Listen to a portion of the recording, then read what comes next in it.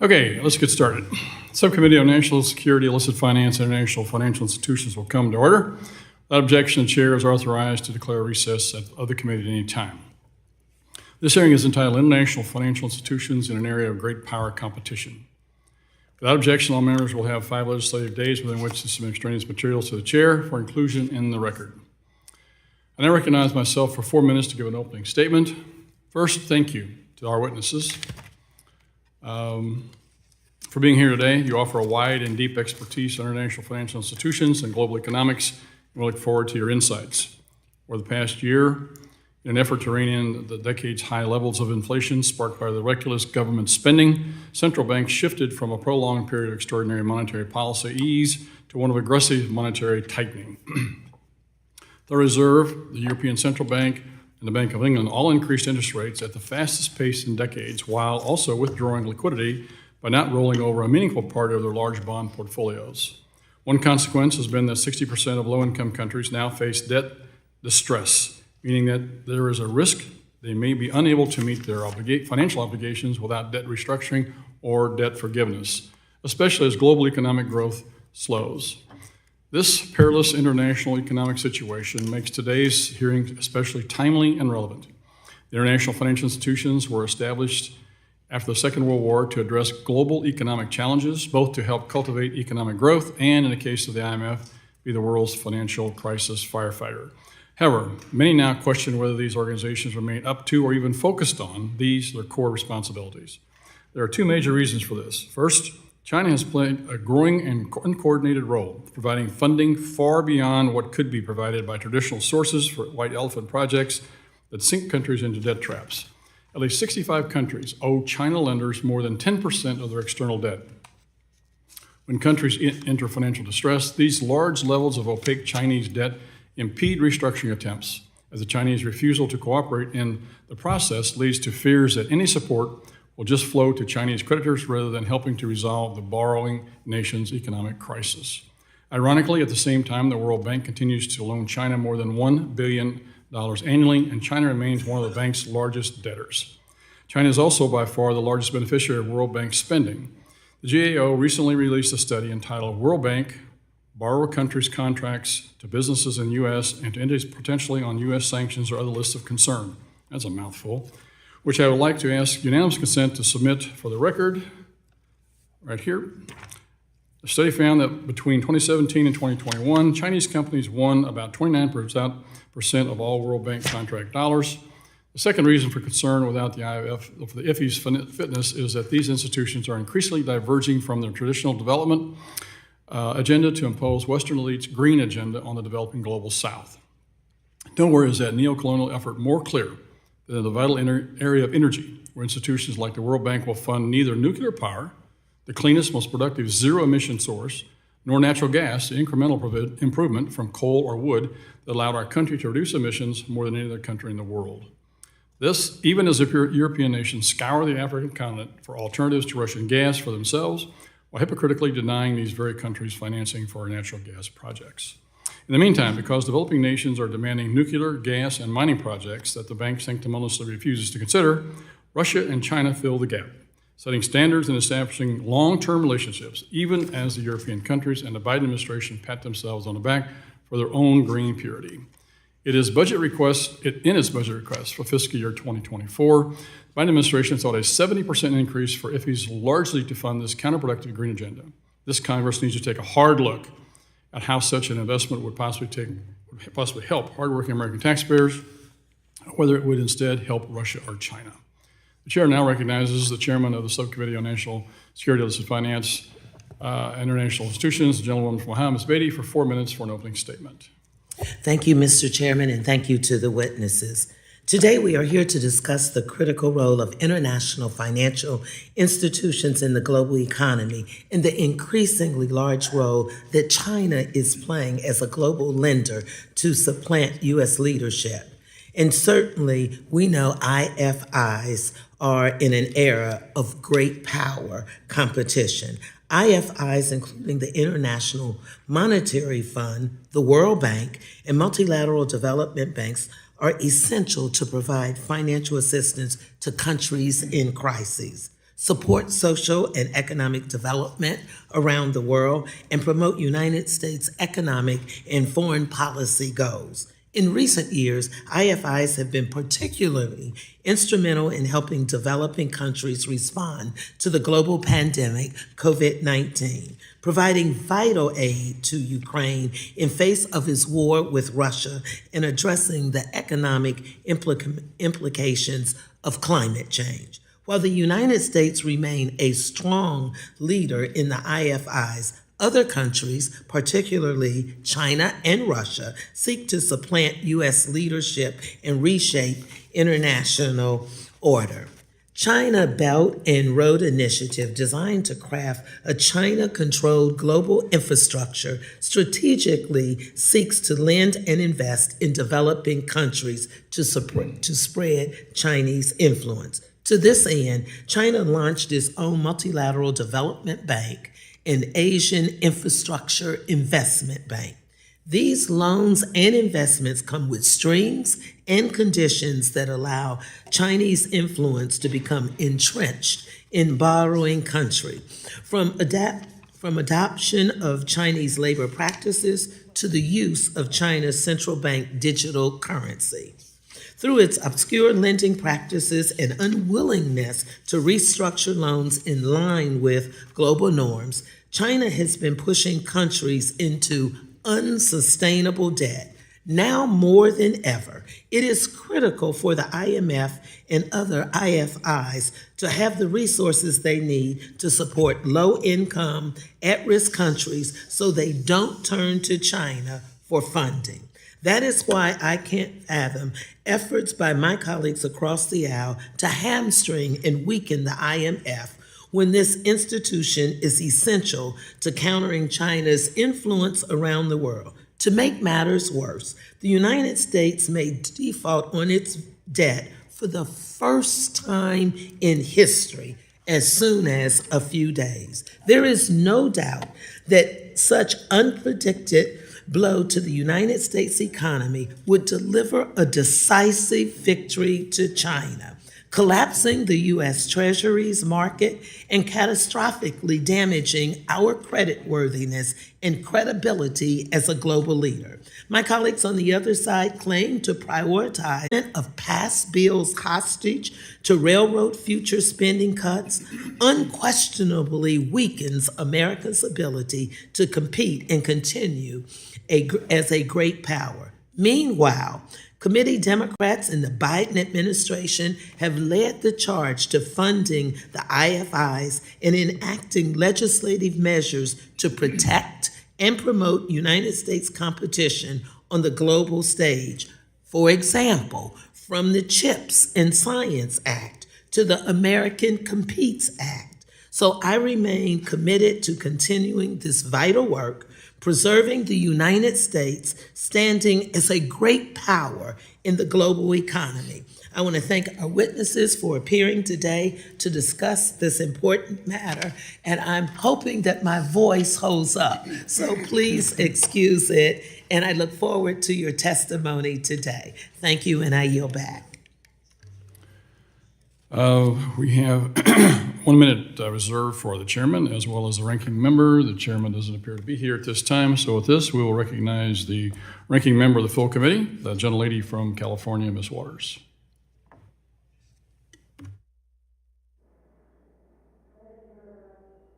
Chairman Lukemeyer and Ranking Member Beatty, I thank you for holding this hearing on international financial institutions, the great power competition, and how to best manage international programs to counter China's global ambitions. It is shockingly hypocritical, then, that we sit here on the last day that the House was supposed to be in session for the month, just days before Republicans run America's economy off the debt cliff.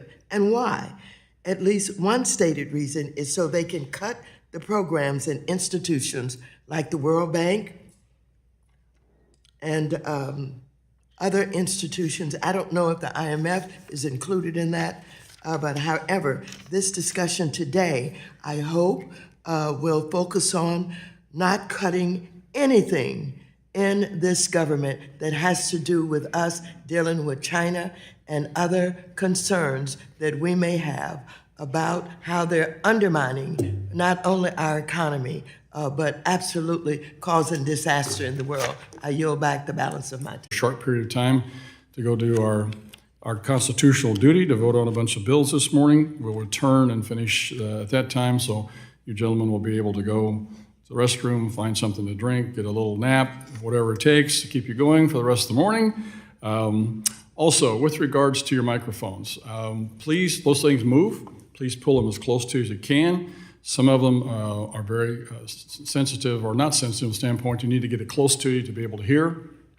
When you become when you're at my advanced age, it's difficult to hear a lot of things. So I like to be able to hear everything you said and are going to tell us today. So please get those microphones close to you. Just take a bite out of it if you want to. That would be great.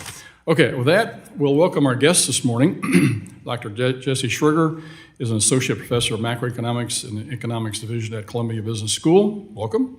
Mark Rosen, Mr. Rosen, a partner at Advection Growth Capital and former acting executive director of the IMF. Welcome, Mr. Rosen. Daniel Runde. Mr. Runde is Senior Vice President at the Center for Strategic and International Studies. Welcome to you, Mr. Runde. Rich Powell. Mr. Powell is the Chief Executive Officer of ClearPath and ClearPath Action. Welcome to you, Mr. Powell. And Dr. Sam Ben. I'm sure we're all going to get his name wrong, so we apologize before, but hopefully that's pretty close. And with a name like Luke Tamar, I'm used to being called all sorts of things, so it doesn't bother me. Hope it doesn't bother you. But Mr. Sam Ben is a distinguished non-resident fellow and chief executive officer at AfroCatalyst. We thank each of you taking time to be here today. Each of you will be recognized for 5 minutes to give an oral presentation of your testimony. Without objection, each of your written statements will be part of the record. I control the time with my gavel, so if you start here, that means it's close to time to stop. On your desk in front of you, you should have a timer. When you see the yellow button, kind of wrap it up. See the red button, means you're going to get gavelled out. So with that, Dr. Sugar, you're first this morning. You're recognized for 5 minutes. Please turn your microphone on, please. Thank you. So Chairman Lukemeyer, Ranking Member Beatty, and members of the subcommittee, thank you very much for the opportunity to testify today. I'm Jesse Schrager, the class of 1967 associate professor at Columbia Business School and a founding co-director of the Global Capital Allocation Project. The international financial institutions currently face a significant challenge in the form of ongoing sovereign debt restructurings and countries on the verge of debt crises. Addressing sovereign debt crises and many other issues in the international financial system starts with an understanding of who owns what and who owes what to whom. At its core, a sovereign debt crisis arises when a debtor country is unable or possibly unwilling to meet the contractual value of its obligations. In such a crisis, the task at hand is to figure out how much a debtor is willing and able to repay its creditors, and then coordinate an agreement among the creditors to split the losses. This has always been a challenging problem since sovereign debt lacks the type of seniority structures or bankruptcy procedures that facilitate the resolution of corporate defaults. The difficulty of resolving a sovereign debt crisis is further compounded when creditors have differing objectives, especially when we lack a clear understanding of who the creditors even are. Today's debt challenges have many parallels with those of recent decades. In particular, the countries currently facing debt distress have largely borrowed from foreign creditors in US dollars and other foreign currencies that they do not control. This has left them vulnerable to external shocks, such as the rise in commodity and energy prices following Russia's invasion of Ukraine and the sharp recent increase in US interest rates. As their currencies lost value, these countries found it increasingly more difficult to repay their debt.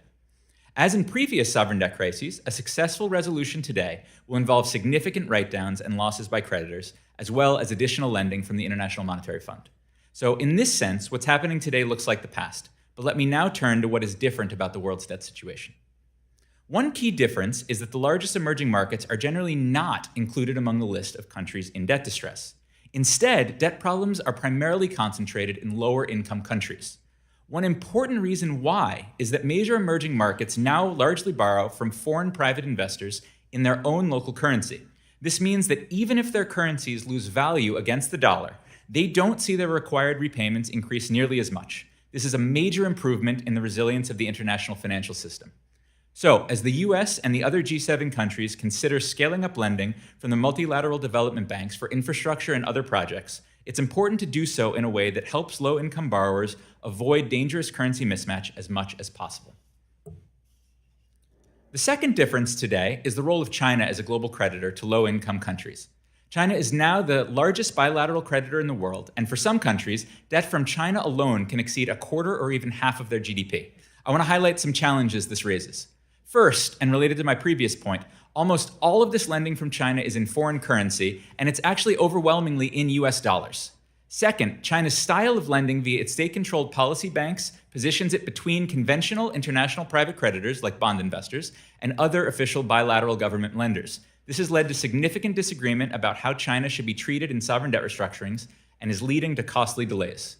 Third, there's uncertainty about just how much money is owed to China. China does not participate in traditional creditor reporting systems, and it tends to include non-disclosure clauses in its loans that prevent borrowers from revealing the terms. Fourth, some of the Chinese loans require borrowers to keep cash in offshore escrow accounts as collateral. This makes other creditors worry that China will be treated as the senior creditor in default if they can seize assets before formal debt restructuring negotiations even begin.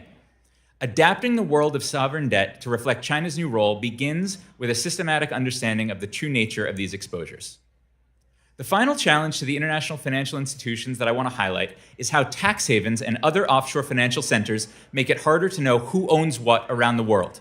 Because global financial statistics are according to the immediate location of an investor or borrower, countries around the world don't even know where their money goes to or comes from. Let me give you an example.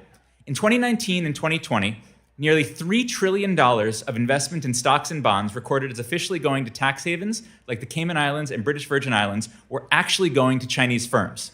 Closer to home, our official statistics report that our third and fourth largest portfolio investors are the Cayman Islands and Luxembourg. This means that we really don't even know who our ultimate creditors are. The problem is even worse around the world, where investment statistics lag behind what we have in the United States. The international financial institutions can play a unique role coordinating global efforts to look through tax havens and uncover the true pattern of global capital allocation. Knowing who owns what will allow the world to resolve future debt crises more effectively and efficiently. Thank you very much for the opportunity, and I look forward to your questions. Thank you for that, Dr. Sugar. Mr. Wilson, you're recognized for 5 minutes. Good morning, Chairman Lukemeyer, Ranking Member Beatty, and members of the Financial Services Subcommittee. Thank you for inviting me to speak with you today. I'm here to testify on matters relating to the IMF, where I served as acting United States Executive Director between 2019 and 21. Prior to being nominated by President Trump as his representative to the IMF, I was an investment banker for nearly 4 decades, most recently as head of Latin American investment banking and later chairman of that division of Bank of America. Firstly, a quick summary of the fund's core mission. The IMF is the global lender of last resort to countries that are in economic distress. IMF borrowers usually have a balance of payments problem, are running out of foreign exchange reserves, and so cannot meet their obligations. The IMF negotiates a set of economic policies with the borrowing government to alleviate the crisis, and conditional on the government implementing the agreed policies, provides a loan in tranches, normally over a 3-year period. Along with providing capacity development to countries and monitoring their economic performance, these are the key functions of the IMF. I would strongly recommend that this committee press the IMF to stick to these core functions and not to move into ancillary areas such as development lending or climate change lending or policies which have long time horizons far beyond the crisis focus of the fund. It's for development banks and most importantly the private sector to invest in these longer term issues and challenges, not the IMF. Secondly, the biggest challenge that the IMF faces today is China, which, as we've heard, has lent vast sums to emerging market and low-income countries in a non-transparent and irresponsible manner. Many IMF members are now struggling to repay China. The Paris Club of countries, of which the US is a member, acts responsibly in providing debt relief to these countries. But China's refused to join the Paris Club, and as we've heard earlier, has on numerous occasions also blocked or delayed debt restructurings among its debtors. The US and its allies need to continue to call out China and insist that it provides debt relief to these poorest countries in the same way the US and other members of the Paris Club agree to do so. And a stronger application of the IMF's lending into arrears policies, in cases where China refuses to cooperate could be helpful in this regard. Another issue facing the IMF is the question of its ownership or quota. The United States is the largest shareholder in the IMF and has veto power over certain key decisions. And it's critical that the US continues to maintain its ownership at more than 15%, which enables it to have this veto power. China, for some time, has been pressing for an increased quota share at the IMF. However, given its irresponsible lending and unwillingness to provide debt relief to developing countries, this is not the time to reward China with increased ownership at the fund. Two other issues I'd like to focus on are anti-corruption and the catalytic role of the private sector in the work of the IMF. Corruption is a severe problem for many emerging market countries which do not have strong institutions that can confront and root out corruption. The IMF is certainly doing a much better job than it did historically on anti-corruption, but I believe it's critical that it continues to make anti-corruption laws and policies front and center in the conditions of its lending programs, as well as a focus of its technical assistance. Only by reducing corruption will many of these countries be able to attract the vast amount of private sector investment which is potentially available and remains the ultimate key to reducing poverty. Establishing a rule of law, including laws to protect private property, is key to unlocking this investment. And it should be a focus of the IMF and World Bank to encourage these countries to improve the rule of law and to fight corruption. If they do that, emerging market countries can attract private capital and grow rapidly, as many countries that have followed that path have already done so successfully. In conclusion, Mr. Chairman, my recommendations to this committee are for the IMF to stick to its core mandate and not stray into areas which require long-term solutions where other institutions are better suited to tackling these challenges, for the US to retain its veto at the fund, for the IMF and its member countries led by the US to insist that China provides debt relief to poor countries where it's overburdened them with irresponsible lending, and that the IMF makes anti-corruption and the catalytic role of the private sector in growth key parts of its conditionality in lending and technical assistance. Thank you, Mr. Chairman. I look forward to any questions the committee may have. Thank you, Mr. Rosen. Good job. Mr. Rundy, you're recognized for 5 minutes. Chairman Luke DeMeyer, Ranking Member Beatty, and distinguished members of the committee, thank you. My main message is this. In this era of great power competition, if we do not meet the hopes and aspirations of developing countries, they're going to take their business to Russia, China, and others. We can't fight something with nothing. Multilateral development banks, MDBs, under U.S. and Western leadership are one way that we can respond with something. The United States built and strengthened the MDB system. MDBs provide money, advice, data, and convening power to help developing countries solve problems. If the U.S. exerts its influence over these institutions, they are force multipliers of a U.S.-led global system. If we disregard our leadership role, then other actors, including China, can exert influence over them. The World Bank Group is a series of institutions. It lends money to national governments, it has a private sector arm, it has an insurance arm. There are a series of other regional development banks, including the Inter-American Development Bank, the Asian Development Bank. Taiwan is a member of the Asian Development Bank, the African Development Bank, and the EBRD, the European Bank for Reconstruction and Development Bank, focused mainly on countries that used to be behind the Iron Curtain. The United States has been instrumental in creating the majority of these institutions and remains the largest or one of the largest shareholders of every aforementioned MDB. Since the founding of these institutions, the U.S. has used its shareholding power to shape the policies and activities of MDBs in indirect support of American foreign policy. The United States executive and congressional branches share control and responsibility for the United States policy towards the MDBs. There's been some talk about potential capital increases for some regional development banks. A capital increase is when an MDB increases the amount that it can lend through an increase in the bank's capital through one-time additional contributions from the U.S. and other shareholders. Congress has a voice and a vote in capital increases. The IDB and the EBRD may need capital increases. I'm in favor of that under certain circumstances. In the case of the EBRD, the Congress should only consider a capital increase if the EBRD agrees to use all additional monies generated to help the financing the reconstruction of Ukraine. How should we think about these institutions in the context of emerging market debt crises? Well, the MDBs play a number of roles in these, in the sense of responding to, they're a convener, they're a data collector, and they have a role to play in terms of any future debt deals. China is now a big part of the emerging markets debt problem.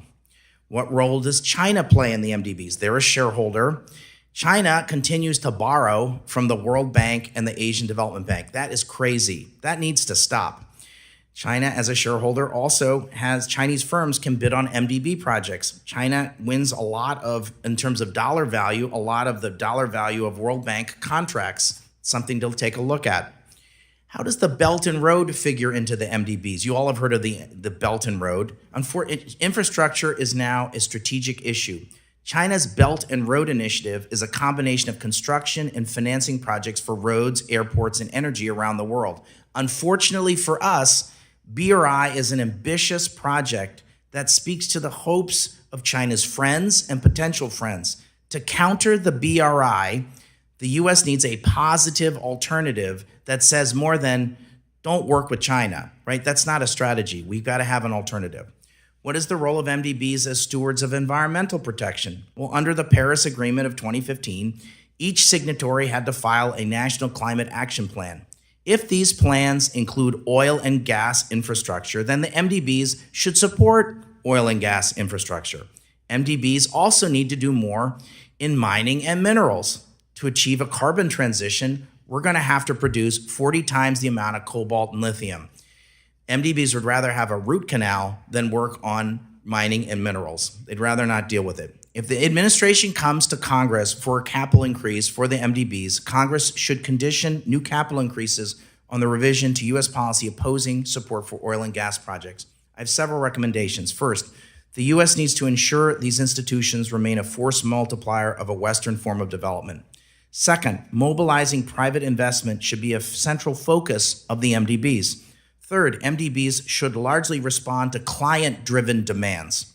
Fourth, the World Bank needs a much closer alignment with regional development banks. Fifth, these institutions need a more credible graduation policy for middle-income countries. And finally, any future capital increase for regional development banks should consider Taiwan joining as an economy. Thank you, Mr. Runde. Mr. Powell, I recognize for 5 minutes. Good morning, Chairman Lukemeyer, Ranking Members Beatty and Waters, and members of the committee. I lead ClearPath. We advance policies that reduce and remove global energy emissions. When I last spoke with this committee in 2019, the world's orders. This committee can ensure financing to the developing world for clean technologies like advanced nuclear, particularly through the IFIs. I'll cover 4 topics today. First, the importance of nuclear energy and the latest American innovations. Second, our global competitors, particularly China and Russia. Third, the potential and challenges for IFIs in nuclear projects. And fourth, the importance of a parallel U.S. XM and DFC strategy for nuclear exports. An increase in demand for reliable, clean electricity has U.S. utilities calling for doubling our nuclear fleet by 2050. Military, big tech, and heavy industrial users are exploring a variety of advanced designs. There are 15 reactor concepts applying to the U.S. Nuclear Regulatory Commission. And today, at least 8 U.S.-based companies have publicly announced international partnerships to explore deployment in more than 10 countries. These partnerships could last a century, from construction through decommissioning. That said, the U.S. has lost market leadership to intense global competition for nuclear projects. In the last 5 years, Russian and Chinese state-owned firms captured 87% of all new construction starts globally. Today, China is building more than anyone, with 55 operable reactors, 23 under construction, dozens more in the pipeline, and a policy to go global through the Belt and Road Initiative. And it's not just the reactors. The U.S. is also vulnerable in nuclear fuel. By 2030, China and Russia could control 63% of global uranium enrichment capacity. There's more. From 2016 to 2021, China provided more energy project financing globally than all major multilateral development banks combined. Rapidly developing countries are looking for reliable, low emissions power, but mainly they're going with what's cheap. IFIs can and should play a bigger role in providing an alternative. Yet institutions like the World Bank have been slow to respond to the needs of these countries and even have a self-imposed ban on supporting nuclear projects, having not supported a single nuclear project in the past 60 years. As two of ClearPath's advisors noted in a recent foreign affairs piece, an Egyptian presidential advisor told us and a group of U.S. Republican lawmakers at COP27 last year, countries like hers want dependable energy and supportive financing. They would welcome U.S. investments, but we haven't been showing up to meet that demand. That's why Egypt instead took a loan from Rosatom and Russia for its new nuclear plant and is now locked into that relationship for the foreseeable future. Chairman McHenry's International Nuclear Financing Act would direct leadership at the World Bank and U.S. representatives at other IFIs to push for nuclear projects.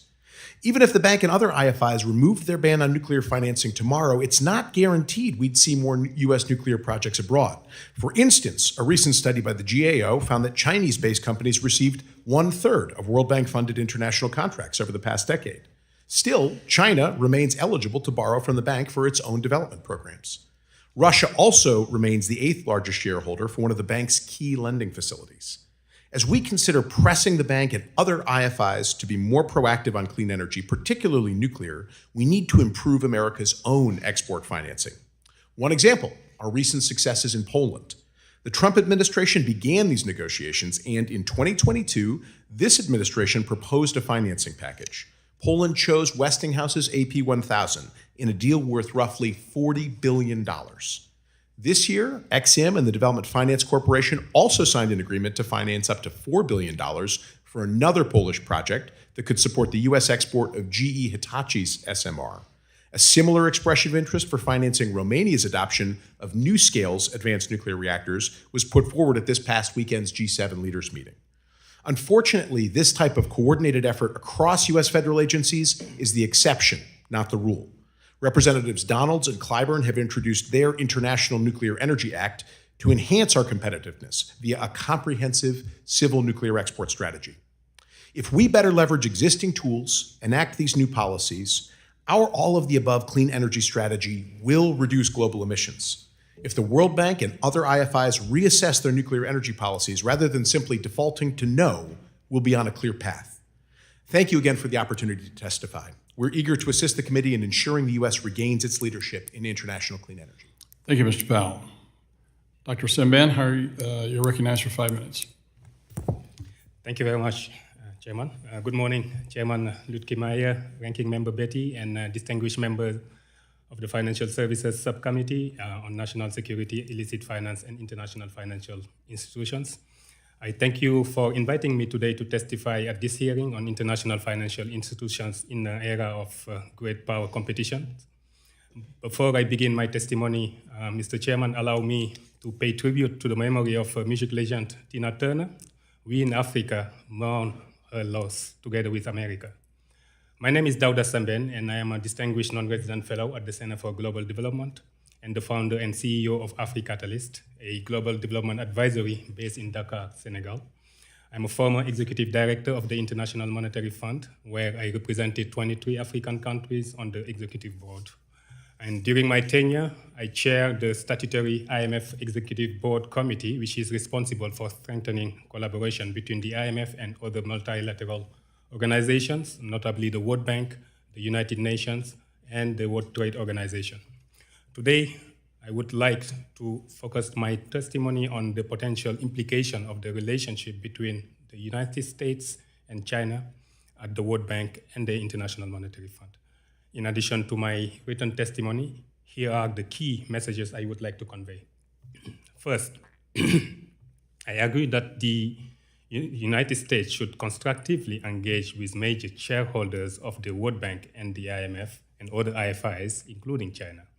This is important to enhance the ability of these multilateral organizations to help formulate and advance an ambitious shared agenda for supporting demands from their members and the global community.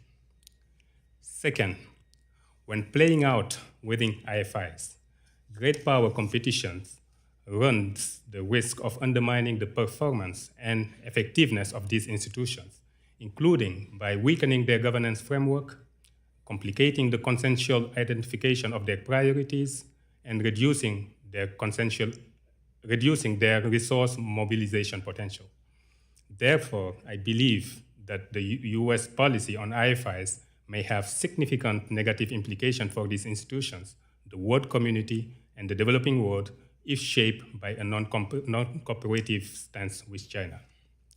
Third, there is a strong case, in my opinion, for the United States to use its leverage and influence to enlist IFIs in implementing US-led infrastructure development initiatives. This is in the best interest of both the United States and African partners, and its African partners. Closing the infrastructure gap is critical to fostering growth, reducing poverty, and enhancing the delivery of social services in Africa. But it may also be quite effective in advancing the US foreign policy objective, creating opportunities for US private businesses, and strengthening economic and commercial engagement with the continent. Finally, I will conclude by emphasizing the unique responsibility of the United States for ensuring that MDBs, multilateral development banks, such as the World Bank, are adequately endowed with necessary resources to fulfill their mandate. This includes providing timely and adequate funding to IFIs and contributing to capital increases. In this connection, I certainly agree with Ranking Member Beatty on the need for significant US funding to IFIs. I also believe that capital increases for MDBs should be motivated by efficiency considerations and the need to optimize their ability to meet demands from countries and the international community. Thank you for your attention, Mr. Chairman. Thank you, Dr. Sambeni. Fascinating discussion. Thank you all for being here this morning. Excellent testimony. With that, we'll turn to the members' questions, and I'll recognize myself for 5 minutes. In my opening statement, I referred to the GAO report, which I have here, and we'll enter the record without objection. It was issued this month earlier, and it reveals staggering inequity in the values of contracts that the World Bank has awarded. All of you, or most of you, have referenced this report this morning with what you've been telling us. And so, despite the U.S. being the largest shareholder and contributing member to the World Bank, the U.S. business saw a measly 2.4% of overall contract awards, while Chinese companies were awarded over 92% of all contracts. It's very disconcerting to see that not only some of this money going to Chinese companies that are on our U.S. entity list or sanctions list because they pose a significant risk to our national security, but there's also the discussion about whether they give the quality of construction and where the dollars are actually going that are of concern as well. So any of you that like to take that question to begin with, where do you see this going? How do we keep our funds going from these international financing organizations to the Chinese to then be able to go out and loan the money at a higher rate of interest to other developing countries whenever they really don't even qualify for some of these dollars themselves? I know several of you started to talk about this. Dr. Schroeder, you want to start out the discussion on that this morning? Sure. So thank you very much for the question. So in my view, the most important part of allocating contracts is to go to the most efficient producer, because fundamentally the challenge with multilateral development bank lending, regarding procurement is if a project is produced over budget or inefficiently, it becomes harder and harder for the recipient country to return the funds. I can't speak specifically to the procurement process that led to selecting China or the United States, but fundamentally allocating projects to the most efficient contractors is an important part of fostering the repayment ability and the efficiency of many of the MDB projects. Mr. Rundy. Thank you, sir.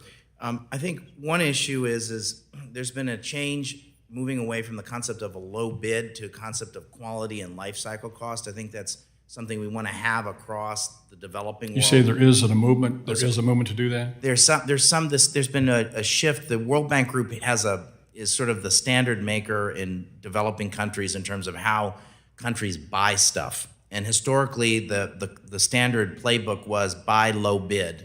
In the last several years, there's been a movement to attempt to move to quality and life cycle cost, and the World Bank changed the rules to allow that as a concept. We ought to be investing in training procurement officials in developing countries to have the concept of quality and life cycle cost as an approach to buying things. I know this seems a little bit obscure, but it's a really important issue. I think the other thing for us is, as the United States, we need to show up in a lot of developing countries, and sometimes some of it. So I'm not excusing the fact that China's winning all of these contracts, but it may also be a function of we need to encourage American business to go abroad in different ways, whether through foreign and commercial service or whether it's so we can do certain things through the executive director's office at these regional development banks to encourage American businesses to look at opportunities through the MDBs. Mr. Powell, follow up on that. It's concerning to me because a lot of the money going to these Chinese companies, they're nothing but shell companies. I mean, I serve on the China Select Committee, and we had a whole bunch of them, over 1,000 of them on the exchange for a while. We put some qualifications in place, and suddenly a bunch of them dropped off. It's down to like 257 now or something like that. And so basically there were shell companies that allowed the money to flow through them to the Chinese Communist Party. So these companies that are getting access to these dollars at the World Bank, are they the shell companies, or are they for real companies that are there in China? Are they just another extension of the Communist Party? Well, I'll say at the top, we just need to get a lot tighter on the requirements around these bids, both to Dr. Schrager's point that there's much more transparency about who actually is bidding into this, how the financial flows are going. We also need to be much clearer about whether we're, by frequently going with the lowest bid, if we're always preferential to heavily subsidized bids, right? We shouldn't be looking to always go with things that are then heavily subsidized by Chinese state-owned enterprises. The one other thing I'd note is in the instances where we do compete in these bids, we've got a great track record of winning. American companies have a great track record of winning. But some of the areas that we're most competitive, I'll just go back to our energy exports, our advanced nuclear technologies or our clean fossil technologies, those are just off the table at the bank and many of the other IFIs. And so we're effectively saying we can't compete for many of the most interesting. Thank you, Mr. Powell. With that, we recognize the ranking member, Ms. Beatty from Ohio, for 5 minutes. Thank you. Thank you, Mr. Chairman, and thank you for bringing your expert information to us. All of you have basically mentioned how the United States needs to strengthen our role, or how we should try to maintain and not let others like China, i.e., have a larger percentage of interest with IFI. Also, I want to thank you, Dr. Samban, for recognizing and saying that we need to strengthen social services and how important our infrastructure is. I agree with you as we look internationally, the same as we're trying to do here in the United States, because infrastructure plays a major role in what we're discussing today. So let me start with you, Dr. Samban, and I'd like to start with the implications of the United States defaulting on its debt. I have a difficult time trying to separate where we are now and what we should be doing. We know that such a disaster would have a catastrophic consequences in the United States economy and spread throughout our global financial system. Is there anything you can lend to us with advice on how a default would affect other countries around the world and the international financial institutions' abilities to help countries in need? Well, thank you very much for your question, Ranking Member Betty. I do fully agree with you that the potential debt default of the U.S. would be actually having dramatic consequences, not only for the U.S. but certainly also for many developing countries. As far as I know, for African countries that are borrowing from the markets, such an event might actually worsen the difficult tightening of financial conditions that they are facing right now, which would actually contribute to sort of undermining actually their access to markets, but most importantly also increasing debt servicing, which is already a problem in many countries that are facing a high level of debt. That's for one. I think another issue also is that event would, according to the IMF, actually have major consequences on the stability of the international financial system. And if that was to ever happen, I think that would be actually quite catastrophic for not only the global economy in general, but economies in emerging markets in developing countries.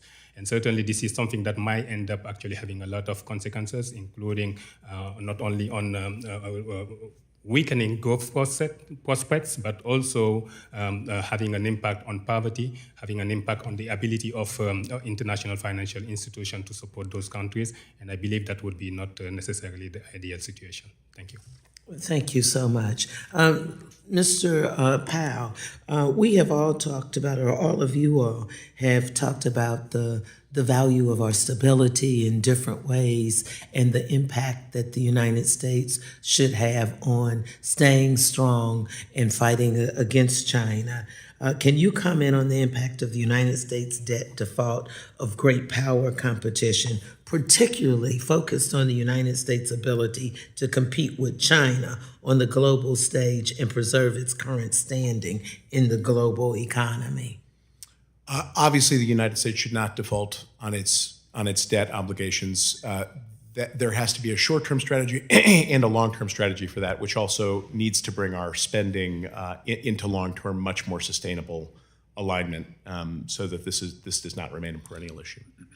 Thank you, and I certainly agree that we should not be held hostage and have a ransom note of being able to turn our backs on those who also need our assistance. Let me move on and say first, thank you to Dr. Sambane for also recognizing the great talent of Tina Turner. That's very much appreciated. And I know in many countries in Africa what she meant to all of us. I'm probably not going to have time to have you answer this question, but being very impressed with your work and what you've done with the IFI. I also have an interest in some of our close countries like the Caribbean. After being at CARICOM with then Chair Waters, we heard a lot about those lower income countries, and I will offline with you because my time is up. I yield back what I don't have. Gentle Lady yields back. They have called votes. We do have a screen here of where we are with our votes. We're going to try and get at least two more people in, Mr. Barr and Ms. Waters, before we adjourn. And if they're a little slow getting to the floor, we may get in another one. But we appreciate your indulgence. With that, we recognize the gentleman from Kentucky, Mr. Barr. Thank you, Mr. Chairman. Thanks for the hearing. Thanks for the excellent testimony from our witnesses. So let me just quote from Mr. Powell and Mr. Rundy, our excellent witnesses here. Since 2000, China has become a dominant player in global energy finance, issuing more than $234 billion in loans for energy projects to some 68 strategically significant nations. For perspective, from 2016 to 2021, China provided more energy project financing around the world than all major Western-backed development banks combined. That's stunning. What I would like to know is, so the World Bank has this green agenda, and they're refusing to fund some of the most productive and lowest cost zero carbon energy sources like nuclear energy, or by supporting the mining of critical minerals necessary for these so-called green technologies. It seems as though for every World Bank fossil project turned down, China comes in with a bilateral loan, including for coal. So, Mr. Powell, Mr. Rundy, can you touch on how the World Bank's green energy policies promote China's reach into the energy space? I'll go quickly just to reiterate a few points on this. First, by the World Bank and IFIs effectively refusing to finance both nuclear projects and clean fossil projects like import of LNG technology or carbon capture technologies in places like South Africa that could desperately use them, we're opening a huge window to Chinese competition and, frankly, to Russian competition, particularly in the nuclear space as well. And we're holding back the export of U.S. clean technologies. I will totally reiterate Mr. Rundy's point about critical minerals as well being an urgent priority and very much off the table for many of these institutions. Thank you, Mr. Barr. I think the MDB should have an all-of-the-above energy policy. I think it's a mistake. I disagree with the Biden administration on holding back on supporting oil and gas projects. Unfortunately, even when the Trump administration, when we pushed for supporting oil and gas projects, we would get voted against. The Europeans would vote against us at the board at the MDBs. So we're going to need to create a new coalition to support a diversification of energy. It's hypocritical of us when we have oil and gas and coal in this country, and then we turn around and tell developing countries they can't develop their own energy sources. And we're playing right into China's strategy. And absolutely. So we have to use all of our influence to alter these policies at these international financial institutions. How do we end China's eligibility to borrow from the World Bank? So the Asian Development Bank has said they're going to end their eligibility by 2025. We should absolutely hold them to that. There is a temptation for the World Bank and the Asian Development Bank to continue to loan for a couple of reasons. One is they say, well, this is a window into how we can understand China better. There's lots of other ways to understand China better. Or this is a way for us for a bunch of lending reasons that they do it. You all have the power of the purse. You have an ability. You should have blunted conversations with the administration about this. I suspect it's an open door, but it's going to require, I think, some pushing from Congress. I would encourage this committee to push the administration on ending lending to China. Yeah, we need to do that. I don't know which witness is the right person to answer this question, but jump in, whoever. The U.S. dollar remains the dominant reserve currency with about half of all international trade invoiced in U.S. dollars, half of international loans, global debt securities denominated in dollars. At the end of 2022, the dollar accounted for 58% of all allocated reserves globally. But we hear a whole lot about China's pursuit of a digital yuan.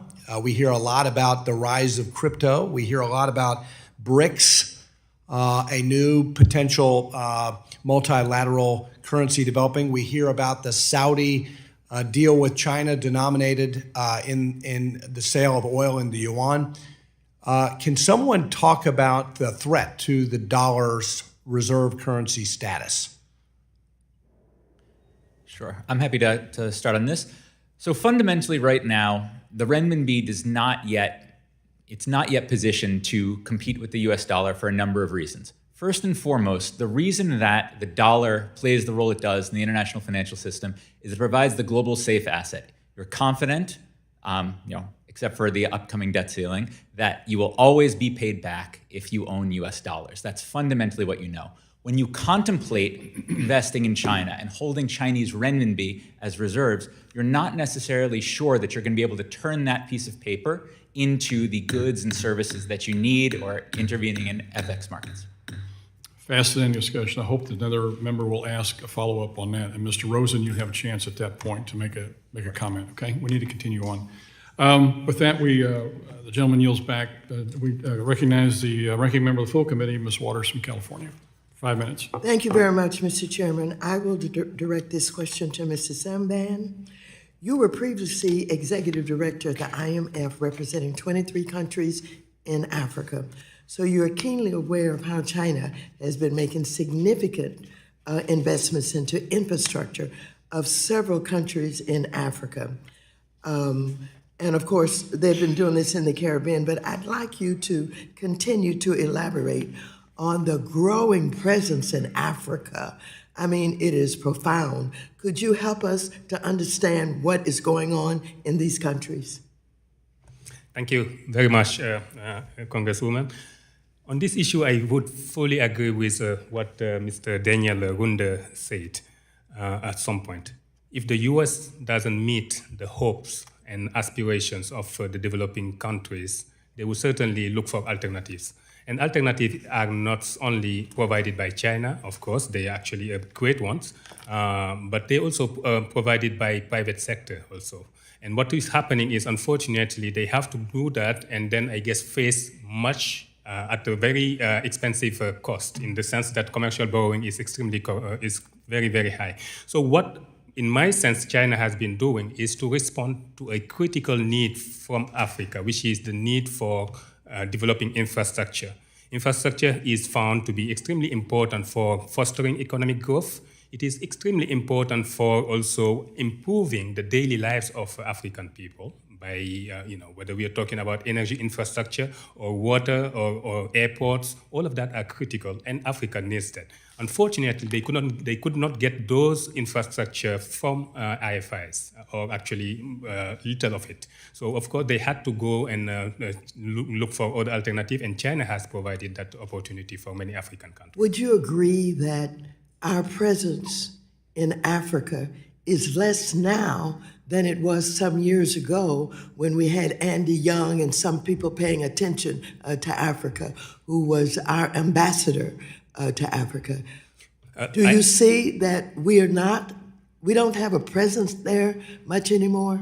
Well, I would not say that you don't have a presence there, because I'm not going to comment on the diplomatic side, but on the economic front, what I can tell is, of course, the countries like China have been actually gaining a lot of influence in Africa, because, as I said earlier, there was a void, a gap to be closed, and they actually jump on it. And now, of course, the U.S., in my opinion, has been leading some very important infrastructure development initiatives. Recently, we're just hoping that they're going to deliver on those initiatives. If they do, I believe actually there is a really actually ample room for the U.S. to gain more from the African side.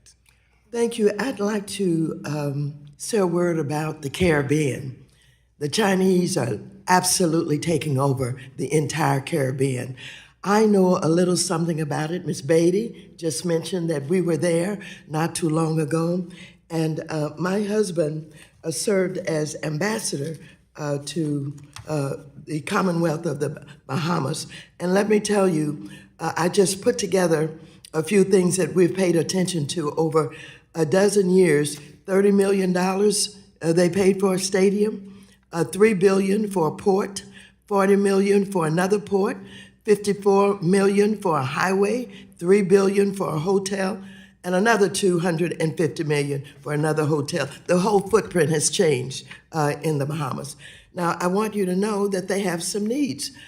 They have these hurricanes, and each year they're trying to pay to restore, their infrastructure.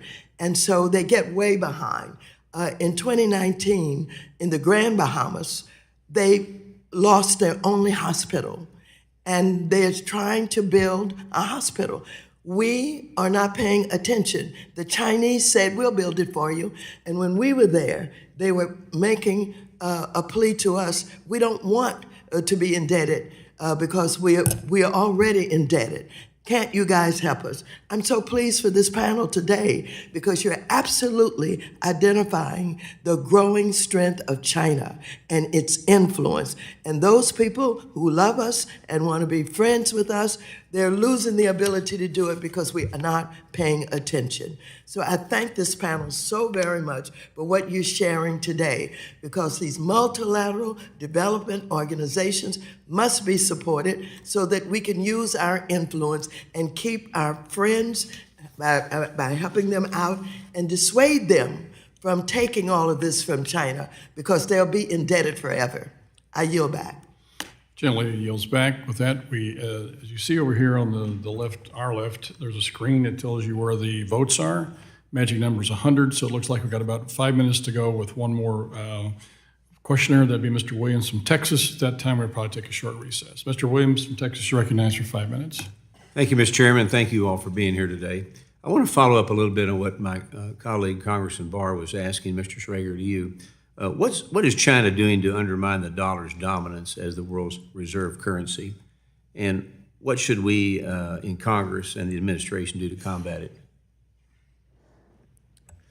So first and foremost, thank you for the question. But first and foremost, what China is trying to do is essentially convince countries around the world that the renminbi is an alternative asset to invoice your trade and to invest in. And so on the investment side, they've been working very hard to actually allow in foreign capital, so encouraging foreign central banks to hold renminbi-denominated bonds as their reserves. And on the trade side, they're encouraging firms to invoice, basically price their goods in renminbi. There's a few areas in which they've had challenges there. So first, we actually don't know who are holding most of these renminbi-denominated assets. What you can see is after the US sanctioned Russia back in 2014, it was the Russian central bank that effectively announced they were moving out of US dollar-denominated assets and into renminbi. So they did that publicly. And so, China has effectively been trying to attract foreign capital of that form. And a lot of the reasons for that is that China finds itself vulnerable in the dollar-based financial system. And so what I would say the fundamental area in which the United States can assure the dominance of the dollar is making everyone understand that US Treasuries are the world safe asset, that there is no state of the world in which the United States can or will default. It all gets down to selling, doesn't it? All gets down to selling, doesn't it?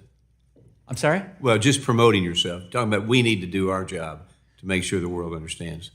I would say so. Right. Next, I'd like to ask, global interest rates have risen at the fastest pace in decades in response to high inflation. And as rates rise and the global economy slows, countries with poor creditworthiness face significant debt distress, and China has been unwilling to work with the IMF to restructure debts owed to them because of their desire to protect their country's credit rating, meaning that these emerging market economies are in serious jeopardy. So because the IMF has not been able to rein in China and their abusive lending practices, the Chinese have increased their own emergency lending and pose a great threat to the world economy. Mr. Rosen, how could the IMF address the pressure from rising interest rates, and how can the U.S. and the IMF better hold China accountable? Thank you, Congressman. I think that's an important question. China is basically holding up the business of the IMF right now by not permitting these debt restructurings. They are basically, sometimes they indicate that they will agree to the debt restructuring. When you get into the details, they refuse to do so, as they have done in the case of Zambia. And then they ask the IMF and the World Bank themselves to take write-offs, which the multilateral institutions have never done. And it's completely wrong for the China to ask these institutions to do so, because they're already providing concessional lending at much lower interest rates than market rates. So it would be completely undermining and threatening the future of these institutions if they were to take debt write-offs. And I think the Chinese understand that, but they continue to push for it. I think what we need to consider is, first of all, we need to put enormous pressure on China with our European allies and others, all our allies, to agree to debt restructuring.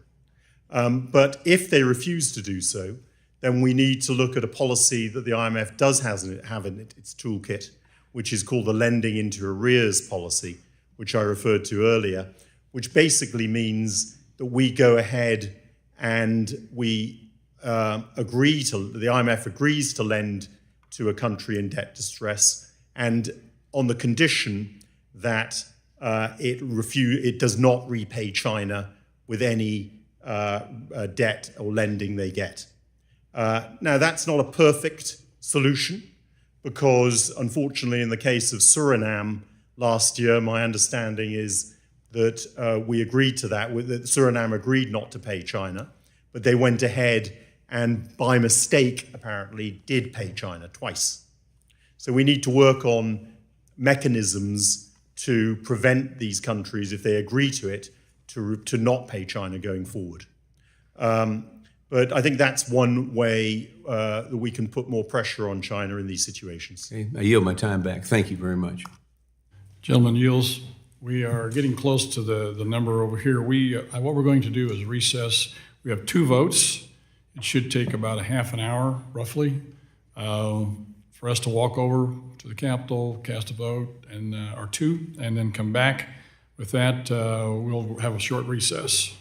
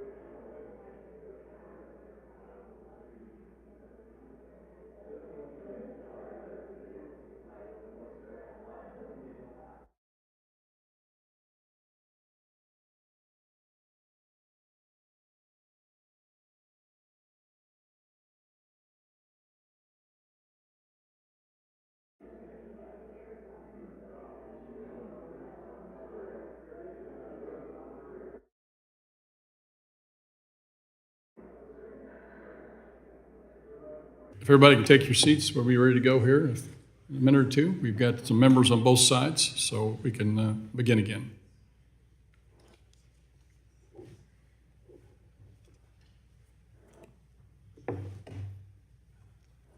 Where's Nickel from? North Carolina.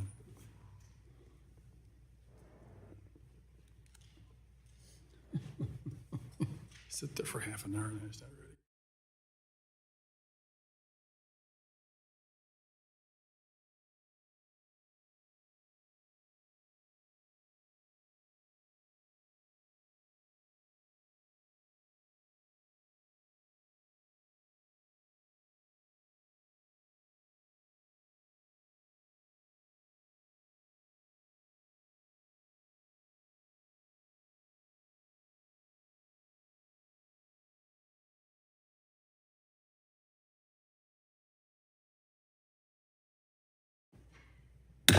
We'll call the committee back into session. And with that, we'll begin our questioning.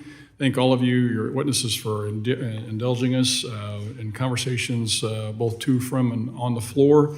You guys have been very impressive. Lots of folks have really enjoyed your testimony, so thank you so much. Keep up the good work. And with that, we recognize the gentleman from North Carolina, Mr. Nickel, for 5 minutes. Thank you, Chairman Lukemeyer, and thank you to our witnesses for joining us today. Dr. Saimban, Ukrainians have worked tirelessly to repel the unprovoked Russian invasion that Vladimir Putin started over a year ago.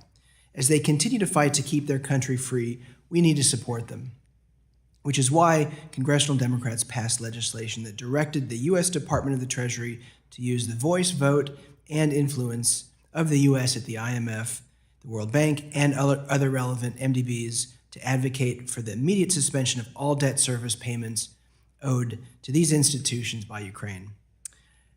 Dr. Saimban, how else can the U.S. best support Ukraine during this time, leveraging its role at the World Bank and the IMF? Thank you very much, Congressman Nickel. My sense is the best way for the United States to support Ukraine and other allies is to empower IFIs by giving them the necessary resources they need to extend support to those countries. And I would certainly think that there are at least a couple of ways to do it. Whether we are talking about the World Bank, it would be for the US to really be ambitious in providing financial contribution to that institution.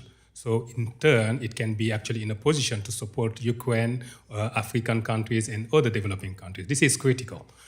If we don't have that, the World Bank would be in very serious difficulty to deliver that mandate. The second ways to do it also is for the US to also support potential capital increases when they are needed. I'm not saying it's needed now at the World Bank, but whenever it is needed, it is the responsibility of the US to really make sure that those capital increases happens. And certainly that would be helpful to Ukraine, but not only to Ukraine, but also other developing countries that this institution is supporting. Thank you. Dr. Saimban, again to you. Russia has historically exported various goods and commodities to developing countries around the world. Ukraine, too, was a contributor to the global food supply. Russia is still exporting grain and fertilizer worldwide, including grain and fertilizer stolen from Ukraine. How might the international financial institutions help countries to diversify away from Russian commodities, such as grain and fertilizer, and what else is needed to support the IFIs in these critical endeavors? Thank you, Congressman Nickel. I'm glad that you're asking this question. I think one fundamental ways that the U.S. and IFIs can really help developing countries in general have the opportunity to access grains and other agricultural commodities is to really help those countries in their efforts to promote agricultural transformations. And that requires making a lot of investment in this area. The U.S. has announced a partnership on food security with Africa last December on the margin of the Africa-U.S. Summit. This is very much important that actually the U.S. implement those type of partnership by making sure that they support those countries in mobilizing the necessary resources they need to invest in agricultural transformation. That would be a very good way to provide alternative sources of grain consumption for those countries. Thank you so much for your answers. Mr. Chairman, I yield back. Gentleman yields back. With that, we go to the distinguished gentleman from Georgia, Mr. Loudermilk, for 5 Well, thank you, minutes. Mr. Chairman. Thank you all for being here. It's a very interesting conversation we're having here. And Professor Schrager, one of my colleagues earlier asked you about the effects of a U.S. default, what it would have on emerging markets. And I think you answered that appropriately, as everybody agrees. It would have a devastating effect on the U.S. economy, which it would have an effect in other markets as well. I just want to state for the record that we're taking that very seriously. It's interesting that my colleague from the other side of the aisle asked about something that we have already taken action on here in the House weeks ago, and we're still waiting on the White House and the Senate to actually move forward with it too. So just want to mention that for the record, that it was interesting that that question was asked from the other side when we are actually taking this very seriously. But there's another issue that wasn't asked. It's sort of relative, and I want to get your opinion on it, is regarding the record high inflation that we've seen, that directed by driven by the spending that we've had over the past 3 years. And how is that, these record high, this inflation, how has that affected other countries' borrowing costs? Sure. So thank you very much for the question. So the way in which U.S. inflation has primarily affected other countries' borrowing costs is actually in the Federal Reserve's reaction to it. So fundamentally, every country around the world that borrows in U.S. dollars, they're always going to have their bonds priced as a spread to the risk-free rate in dollars, which are U.S. Treasuries. And so as the Federal Reserve moved to raise interest rates to combat inflation, you can think of countries around the world that not only have to pay the U.S. Treasury rate, which is going to go up with interest rates, they're still going to have to continue to pay that spread above U.S. borrowing costs. And so as the U.S. moved to combat our own inflation problem, it's led countries around the world to also have to pay a higher interest rate on U.S. dollars. So with that, does this create a risk for us that may push other markets to, let's say, the Chinese renminbi? Is that something that we could be facing that pushes these emerging markets to another lender? So I think that the challenge there is most countries still, actually one of the things you see is other countries are very reluctant to denominate their debt in Chinese renminbi, primarily because there isn't a large liquid investor base that will purchase the bonds. And so even though hypothetically, Chinese government bonds are going to pay a lower interest rate than U.S. Treasuries, Chinese government bonds in renminbi than U.S. Treasuries in dollars, there still is not really a large market for governments to issue their bonds in renminbi the way that there is for U.S. dollars. Is there a critical point as far as an interest rate that would overcome that? In other words, that would force them to go? So I think in some sense, I think the real way in which people start being able to issue and borrow in renminbi is when people start thinking in terms of the goods that they need to buy and consume are in renminbi. Fundamentally, if you issue, most countries around the world, if they issue a bond in renminbi, the calculation they have to do is then, okay, I'm going to take my renminbi and convert it into US dollars to buy the thing in which I need. And so while actions in the U.S. financial system are certainly going to affect other countries' decisions to borrow in renminbi, the kind of underlying challenges in Chinese financial markets and fundamentally the lack of goods priced and sold in renminbi are going to continue to hold back kind of a growth of this market for a while. And in particular, the fact that many countries are reluctant to try to raise money inside of China's liquid onshore capital markets for effectively fear of capital controls. If you've raised renminbi in China, you can't get that out and to your projects the way you can if you raise money in the US in dollars. But it would be safe to say that if the Treasury Department were to reverse this path and start lowering interest rates, it would reduce any risk of using China over U.S.? I guess I think the fundamental way in which the U.S. can, I think that I wouldn't say that I wouldn't recommend that the Federal Reserve stop trying to combat inflation in order to think of other countries' borrowing costs. I do think there's going to be interaction, but I don't have a strong view on that now. Okay, thank you. Well, with the time that is quickly running out, I'll submit the rest of the questions for the record. Thank you, Mr. Chairman. I yield back. The gentleman yields back. With that, we go to the gentlelady from Texas, Ms. De La Cruz, for 5 minutes. Thank you, Chairman Luetkemeyer, for holding this hearing today. Well, I appreciate my colleagues' many concerns over China's role in international debt challenges that are currently faced. And its attempts to reshape the international financial system. I want to start my time a little closer to home. I represent a congressional district of 15 in Texas, and that is along the U.S.-Mexico border. It includes McAllen, Texas, the most southern tip. It's also over 80% Hispanic, one of the most Hispanic districts in the nation. For our community, the border presents its own challenges in our everyday life and plays a significant role in our life. That being said, I would like to talk about the most important international financial institution in my district, and that would be the NADBank, the North American Development Bank. NADBank has supported nearly 300 infrastructure projects benefiting nearly 20 million people along the southern border, providing basic yet critical services like clean water and waste disposal.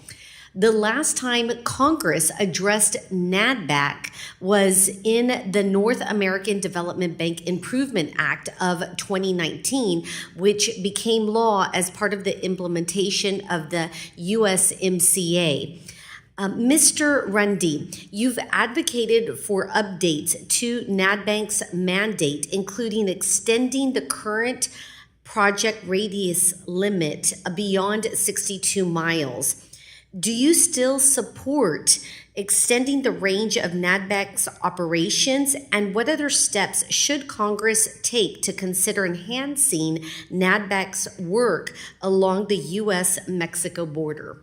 Congresswoman, thank you for that very important question, and I wholeheartedly agree. We have a shared future with the Western Hemisphere, and we need to offer a positive agenda for our friends south of us. And I think that the NADBank is an important instrument that could allow us to do many of the things that you're talking about. I would like to see us expand the range of activity to the NADBank to all of Mexico, especially southern Mexico, which is the poorest part. And I'd like to see it expanded to the northern triangle of Guatemala, Honduras, and El Salvador. We have a lot of folks who migrate. I think the NADBank could do a couple things for us. I also think it ought to expand its activities beyond environmental and basic infrastructure improvement. It could be an infrastructure finance vehicle for Mexico and Central America, including energy. And two things. One is, in the case of Mexico, we want to offer our friends and our friends and neighbors in Mexico to expand options other than options that aren't necessarily the most constructive economic options, let me put it that way. But also, secondly, we want to find ways for people, especially in the Northern Triangle, to make a lives where they were born and where they grew up. And when a country hits $8,000 per capita, Congresswoman, people stop migrating. People would rather stay where they grew up. They only leave because of oftentimes either violence or because of lack of jobs. So I think strengthening the NADBank, giving it a larger range and giving it a larger set of activities that it could take on could be a really interesting instrument to responding to the challenges of migration and to respond to some of the challenges related to the violence that we're seeing in Mexico. Thank you very much. Similarly, it is my understanding that the U.S. Border State Representative on NADBank's Board of Directors is currently vacant. Is that still correct? I do not know the answer to that. If it's vacant, that would be a problem. I think we should have, across all of our multilateral institutions, including the NADBank, we need to have people minding the store. And it's part of our leadership. Part of our leadership is just minding the store and keep making sure that things are going the right way. So if that's not been filled, that needs to be filled, Congresswoman. Thank you. And with that, I yield back. Gentlelady yields back. With that, we recognize the distinguished gentleman from Iowa, Mr. Nunn, for 5 minutes. Thank you, Mr. Chair, and I appreciate you putting this together. I think, team, we all are familiar with the situation called the Coda Sinclair Dam in Ecuador. We know that in 2019, Ecuador defaulted on its loan, and it received this loan from the China Development Corps, forcing the country to renegotiate with the Communist Party in Beijing and making cuts to its budget, damaging Ecuador's credit rating and making it harder for the country to borrow money both in the future as well as putting it in a position where it is now beholden to Beijing.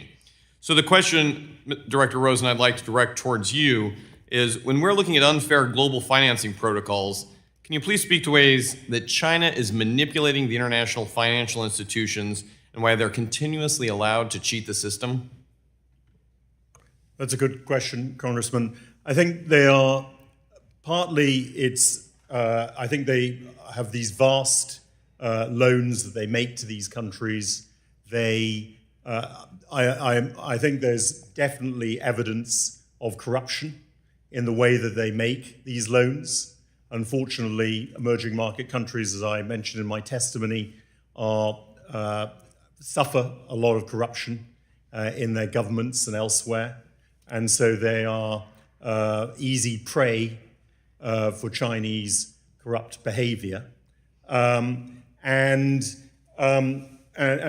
think a lot of the problem lies with the fact that these countries are not attractive places for the private sector to invest in, because they don't respect private property, and they are corrupt. And that obviously makes them, in many cases, off limits to US private sector investors who are... But not off limits, you're absolutely right, to the Chinese. They're not off limits to the Chinese. And unfortunately, the Chinese, as you mentioned in your opening, the DBRs, the Doing Business Report, in this case, China has largely manipulated their response back to it, providing a false sense. Is that correct? That is correct. That is correct, and it's very concerning. So, Mr. Chair, this is my concern as well, that China is exploiting the system. They're exploiting the countries. The IMF largely is backfilling this situation, and at the end of the day, U.S. taxpayers end up on the hook for paying for a lot of this. The overall concern here is that Belt and Road, while good for China, really is all roads lead to Beijing. And that should be a concerning situation for all of us. Dr. Slager, I want to speak to you then on why China is allowed to borrow so heavily from the International Bank for Reconstruction and Development when it clearly does not meet the borrowing criteria.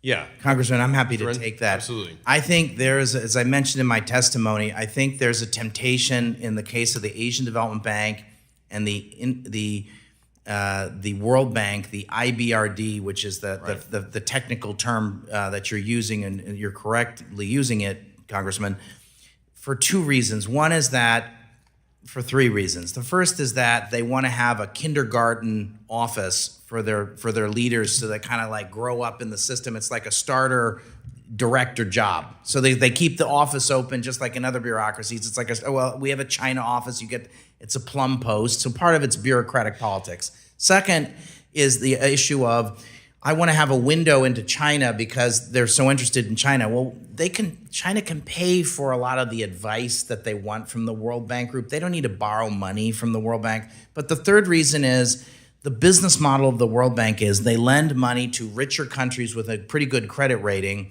and then they cross-subsidize that by lending to poorer countries with a poorer credit rating. My view is China can finance its own development. We should stop this practice and I think the Asian Development Bank has sort of gotten the memo, but the World Bank has not fully gotten the memo. And they'll give you kind of World Banky answers to this sort of thing. We got to stop it. Mr. Ryan, could not agree with you more. And you highlighted earlier, by 2025, China should graduate from this program. I'd offer that 2025 is 2 years too late. We can start funneling them off that now. I agree, sir. I think you're in the right spot. Thank you. With the time I have remaining, I do want to ask you, you brought up an interesting proposition of including Taiwan in this. it's because the United States is the largest contributor to the World Bank. We should have also a voice in where this goes. And so, Mr. Chair, I want to highlight here that the United States has issued sanctioned export controls against countries that the World Bank has awarded over 28 contracts to. As was highlighted earlier, these things include the Three Gorges Dam, the South China Seas, the Bashar nuclear power plant, the Long March rocket family. Time after time, U.S. taxpayers are financing operations that the Chinese are taking for themselves. How do we get them off this? Jerome, I'll let you have the last word. Ultimately, we need to find ways to figure out the sanctions list. They will say, well, we use the UN sanctions list and we can't put them on the UN sanctions list. And so I think, anyways, I'll stop. I'll yield back my time and I'll submit the rest of my questions off the record. Thank you, Mr. Chair. Gentleman's time has expired. With that, we go to Mr. Muser from Pennsylvania, who is recognized for 5 minutes. Thank you, Mr. Chairman, and certainly thank you to all our testifiers. It's extremely interesting and important hearing we're having here. So the U.S. president just came back from the G7 summit. The G7, of course, wields enormous power on the IMF and the World Bank, and yet we're seeing in this hearing that China is taking extreme advantage of both institutions. It's unclear if the administration is asleep at the wheel, frankly, and it also seems very unlikely this subject was brought up at the G7 summit by the Biden administration. So, Mr. Rosen, you had represented as the executive director of the IMF. You represent the United States. You said in your testimony the IMF is straying from its core mission. The IMF is pursuing initiatives such as swapping debt for climate pledges and adding in climate reforms as part of their terms for financing loans. This is very troubling. What do you think we should be doing about it? Well, I think, Congressman, we need to hold the IMF to account. They have a core mission, which is, as the chairman said, as a firefighter in crises situations, and not to be providing development lending, which is what they're doing with this climate trust that they've established, and dealing with long-term problems. Their role is to deal with short-term crises, not to deal with long-term development issues. That's the role of the development banks, and importantly, bringing in private sector capital. Without private sector capital, these countries are never going to get out of their challenges and problems. And so we need to call the IMF to account and point out that it's who's making these decisions? It is certainly not responsible use of IMF member funds to condition loans or forgive loans based upon climate change. Well, when I was at the IMF, we opposed that, and we said we wouldn't support it in the administration that I was a part of. Now, this administration, unfortunately, is supporting those policies. That's Thank you. Mr. Powell, is this money being well spent, in your view? You've got a background in clean energy. First, thank you for the question. This is very important. A country that is in deep financial distress, or a global financial order in deep distress, is very unlikely to be able to form the capital to build clean energy at scale. So the first and highest mission importance of IMF is to serve this role as firefighter, preserve that role as firefighter. We have plenty of other institutions, plenty of other IFIs with a significant role in financing clean energy and energy infrastructure investments of all kinds. I would say keep IMF in its role, and that's its highest and best use, and take better advantage of the other IFIs as we develop clean energy around the world. Makes a lot of sense. Thank you. Mr. Schrager, there's a lot of concern about how China's taking advantage of the loan forgiveness programs from the G7 to the Paris Club. These programs help countries, of course, trapped in debt to climb out of debt. Yet my understanding is that many of these countries are turning around and paying that money to China, who is demanding payment. Your thoughts on that? So I think right now, where the situation China finds itself in is that it has lent a lot of money that it fundamentally expected to be paid back. And right now, it is trying the best way. It is basically trying to figure out how it can avoid recognizing the losses that the Export-Import Bank of China and the China Development Bank actually faced. And so actually what you see is actually a very recent work by Carmen Reinhardt and Christoph Trebesch showing that what China is doing is actually operating as a global crisis lender to some of its own countries to effectively roll over those existing loans in order to avoid recognizing the losses. And so I think that in terms of moving ahead on sovereign debt restructurings, it's important to make sure that negotiations with China doesn't keep countries in kind of long-term limbo as they wait in order to resolve their debt crises. Great, thank you. Mr. Rosen, so we think that China's perhaps profiting from the IMF, and yet at the same note, they want to increase their quota. We have a lot of evidence that there's manipulation taking place of their exchange rate, special drawing rights, things of that nature. I have a bill called the China Exchange Rate Transparency Act, which will bring a lot of demands, common sense reforms, if you will. Is our IMF director currently pursuing getting China to operate how other countries operate within the IMF? I mean, it's difficult. I know the executive director. She worked for me as my deputy. She's a Treasury civil servant, and she's a good person, and she does understand the issues relating to China. Okay, thank you, Mr. Chairman. I yield back. Thank you. Gentleman's time has expired. With that, would recognize the gentlelady from California, Ms. Kim, 5 minutes. Thank you, Chairman and Ranking Member, for holding this very, very important hearing today. I'd like to insert into the record a recent AP piece titled "China's Loans Pushing World's Poorest Countries to Brink of Collapse." The CCP is the world's biggest government lender to emerging economies, and at the same time, the biggest borrower and debtor of the World Bank. How can the CCP borrow at subsidized rates as a developing country and lend hundreds of billions of dollars to poor countries like a fully developed country? The CCP taps into IFI system, yet refuses to cooperate with the Paris Club to restructure the debt of poor countries. As the saying goes, the CCP can't have their cake and eat it at the same time. If the CCP wishes to be a responsible member of the international community, Xi Jinping must abandon his debt diplomacy. Mr. Randi, in your view, what more can we do in concert with our partners and allies to ensure that the CCP graduates from being able to borrow from the World Bank at subsidized rates? Thank you so much, Congresswoman, for that question. We have been perpetuating a fiction. And that fiction is that China is a developing country, and they have used that fiction and taken advantage of privileges they should not be taking. They're the second largest economy in the world.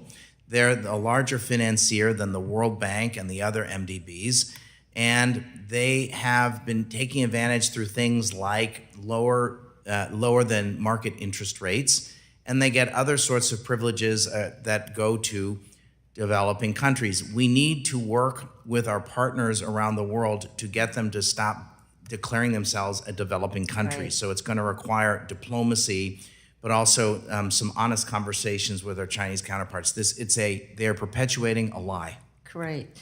I mean, which is why I'm so pleased that we passed the PRC is not a developing country, because they are gaming the system using that special status. As part of its debt diplomacy and as a creditor, the CCP is pressuring borrowers to sever ties with Taiwan. And so I introduced HR 540, the Taiwan Non-Discrimination Act, to support Taiwan's participation in the International Monetary Fund. So, Mr. Randi, again, in your testimony, you stated that we should use the need for a capital increase at MDBs as a way to grant Taiwan membership to the IDB. So recognizing that Taiwan is a member of the Asian Development Bank, how would the international community benefit from greater participation of Taiwan in other MDBs? Thank you so much. This is an important question, and I want to thank you for your leadership on this issue of Taiwan, Congresswoman. So it is true that Taiwan, as an economy under the formula of Taipei, China, is a member of the Asian Development Bank since 1966. This is not a well-known fact. It is also a member as an economy of the WTO. Most of Taiwan's allies are in the Western Hemisphere. There is some talk about a capital increase for the Inter-American Development Bank or the Inter-American Development Bank's private sector arm. I'm supportive of both because I think it would be part of a new initiative to work in the Caribbean, to work in Latin America. We ought to have a capital increase. But that is a political deal, and Congress has a seat at that table. We should demand that Taiwan get a chance to buy shares in the Inter-American Development Bank, just as they do in the Asian Development Bank. In the case of the EBRD, Congresswoman, what happens in Ukraine is not going to stay in Ukraine. China is watching what's happening in Ukraine. Right. And so we should hope that Ukraine delivers a historic victory against the Russians and against their illegal invasion. Sure. But when the reconstruction begins, we're going to need a lot of people to carry the burden. And Taiwan ought to step up and carry a very significant burden on the reconstruction. So one way they could do that, there is also talk about a capital increase for the EBRD. Under certain circumstances, I would agree with that. One of the conditions I would make is to say, well, we would like Taiwan to be a significant burden sharer in the reconstruction of Ukraine. One way to do that would be for them to buy into shares of the EBRD. So thank you, Congressman, for that important question. Sure. Let me open the next question to anyone on the panel who has opinion on that. So please make your comments brief. With the CCP unwilling to restructure the debt of its borrowers, the IMF has been unable to deploy much needed capital to those countries. So in your view, how could we get the IMF to utilize its lending into arrears policy to circumvent debt provided by the CCP?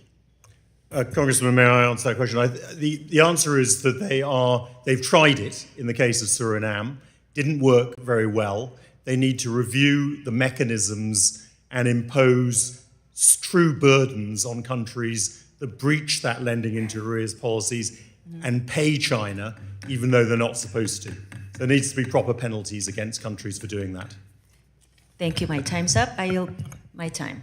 Gentlelady yields back. The gentleman from Arkansas, Mr. Hill, is now recognized for 5 minutes.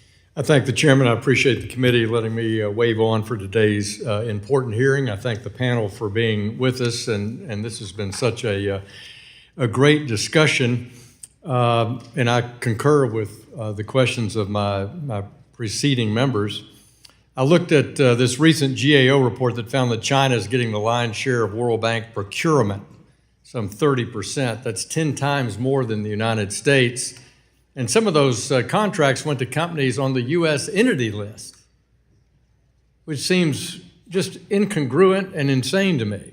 The bank says it doesn't follow the U.S. entity list, just the United Nations entity list. And Mr. Chairman, I'd like to enter in the record, China is using the World Bank as its piggy bank for the record. Mr. Rundy, how can we ensure that blacklisted firms don't make money this way? Thank you, Congressman, for that important question. And I want to thank you for your leadership on multilateral institutions and on financial institutions in the Congress, Congressman. I would say a couple of things. One is that we need to encourage getting Chinese firms onto UN blacklists. Second, we also ought to be encouraging the World Bank to revisit its policy about what kind of blacklist that it's used. It just seems to me it's deeply offensive that companies that are on our entities list are somehow benefiting from World Bank contracts. It's deeply offensive.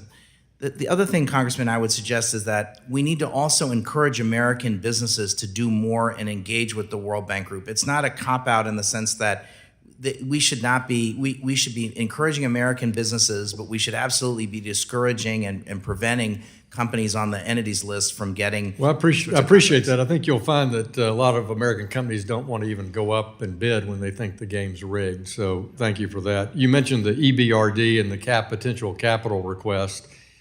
I have concerns about their lending programs. They prohibit loans at the European Bank for nuclear.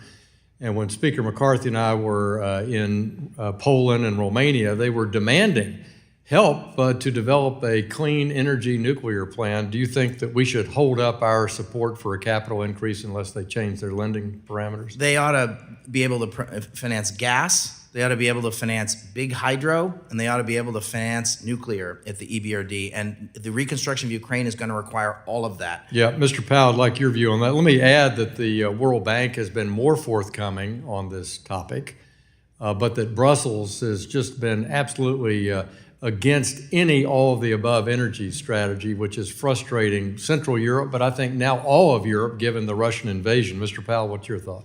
Well, first, I'm very thankful for your attention to this. Thankful that the U.S. Exim and DFC have at least partially filled in on this and are now supporting exports of U.S. SMR technology to both Poland and Romania. But tragic that there is not a U.S.-backed IFI that's willing to participate in this. I think using the moment of the capital increase is an interesting idea. Another idea has been proposed to try to get around this blockade from Brussels, which is, what if we were to establish a trust fund at the bank? This has been done in other instances, like for carbon capture and sequestration, and a topic not popular with Brussels, but we could establish a trust fund with like-minded other countries that are interested in the bank pursuing nuclear activities, and then they could also invest in the trust fund, and we could end run it that way. Thanks for that suggestion. Let me turn to the IMF. I completely agree, Mark Rosen, with your comments that we need it as its strategic exchange stabilization approach for firefighting and not development. That's what the World Bank's for. I oppose the Resiliency Trust. I think it's a huge mistake by the current administration and the current administration of the IMF. This year, I believe we're supposed to reassess the basket of currencies for special drawing rights. Mr. Rosen, should China get a higher percentage of special drawing rights basket? No, it should not, Congressman. I think it's not appropriate. China is not, the renminbi, as we've heard today, is not an international currency that's widely used, even though it's being more increasingly used, but certainly not widely used.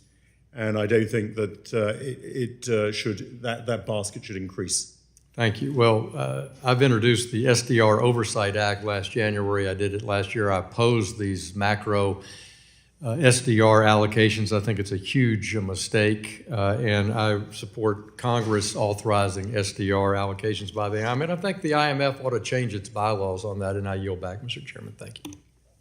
Gentleman yields back. Well, that concludes our hearing. I'd like to thank our witnesses for their testimony. Thank you for their testimony today, and thank you very much for continuing to be a resource to this committee. Without objection, all members will have 5 legislative days within which to submit additional written questions for the witnesses to the chair, which will be forwarded to the witness for their response. I ask our witnesses to please respond as promptly as you are able. This hearing is adjourned.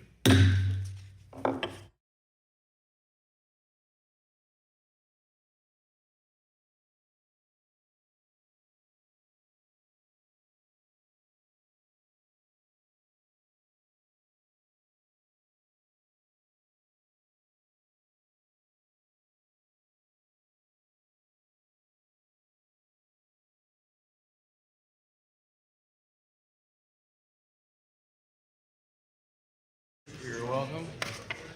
Grace?